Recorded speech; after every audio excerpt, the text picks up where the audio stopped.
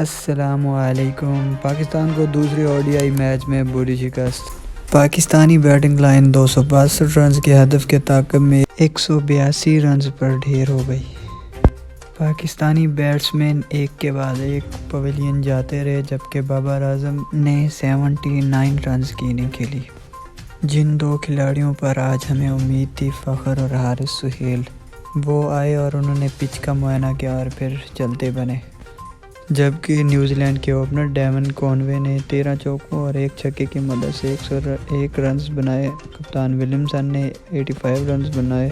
پھر ان کا بھی وہی حال، ایک کے بعد ایک پویلین اور 262 پر آل آؤٹ۔ نیوزی لینڈ نے یہ میچ جیت کر سیریز 1-1 سے برابر کر لی۔